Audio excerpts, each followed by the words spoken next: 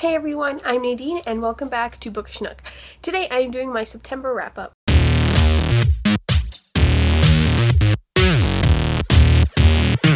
So during the month of September, I read 7 books and 1 trade paperback, so let's dive in. The first book that I read was, of course, Queen of Shadows by Sarah J. Maas. I ended up giving this a 4 out of 5 stars. I really enjoyed it, much more than Heir of Fire. It definitely rekindled my love for the series.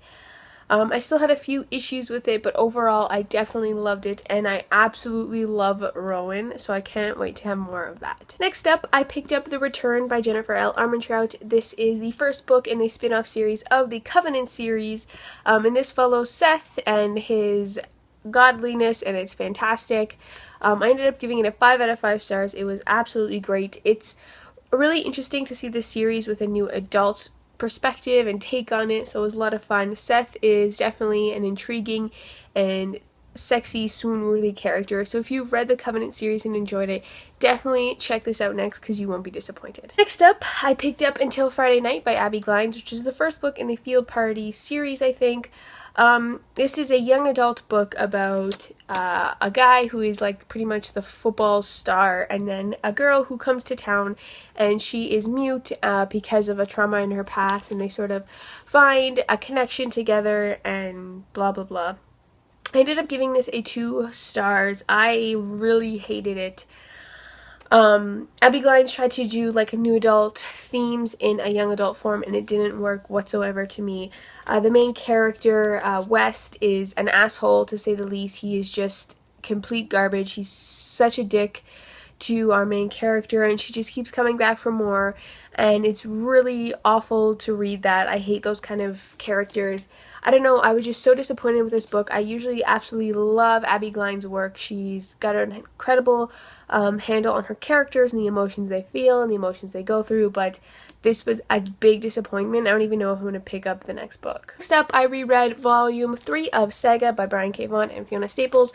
I've been rereading this because I have the last 2 volumes in comic book form to read, and I've been just putting them off because I much prefer reading them in one go, like in the trade paperback form, so I have been rereading it because I forgot the story, and of course I gave it a 5 out of 5 stars again. It's fantastic, so I cannot wait to dive into volumes 4 and 5. Next up, I picked up The Fate of 10 by Pittacus Lore, which is the 6th book in the Lore and Legacy series. I ended up giving this a 5 out of 5 stars. It was absolutely phenomenal. The series is just so action-packed, and it's a thrill ride, and it's fantastic, and if you haven't picked it up, definitely do. And if you've read the first book, definitely venture past it because they just keep getting better and better. Next up, I picked up Echoes by Laura Tisdall. I did a full video review, so I'll link that link down below for you to go check it out. All you have to know is that I gave this a 5 out of 5 stars. It was absolutely amazing and fantastic.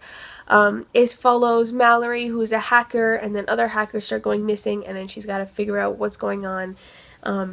It was just amazing. Definitely check out my video for more information and just a little bit about my thoughts. The second to last book I finished this month was Game of Thrones by George R. R. Martin. I've been reading this for the past, I think, 2 months maybe. Finally just decided to truck through it and finish it, and I'm glad I did. Another 5 out of 5 stars. You can't believe the amount of information and clues and foreshadowing and just tidbits of information that you miss your first time around because you're too engrossed in the overall story to really focus on the very small details that are sprinkled throughout that really set this book apart from others. So if you are contemplating reading this book, definitely factor in reread time because you definitely have to reread it.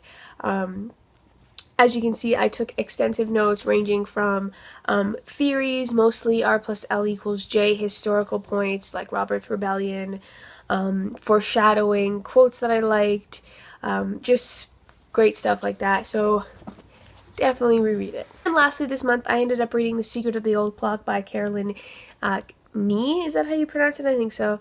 I ended up giving this a 4 out of 5 stars. It's a fun, fluffy, light mystery book. I mean, come on, it's Nancy Drew. I mean, if you're looking for something complex and engaging and really gonna blow your mind, definitely don't pick this up. This is just like a light, fun-hearted mystery. Almost like a cozy mystery. They're definitely dated, you can just tell in the writing style and everything, but it's still really fun, and I'm still gonna read the rest of them.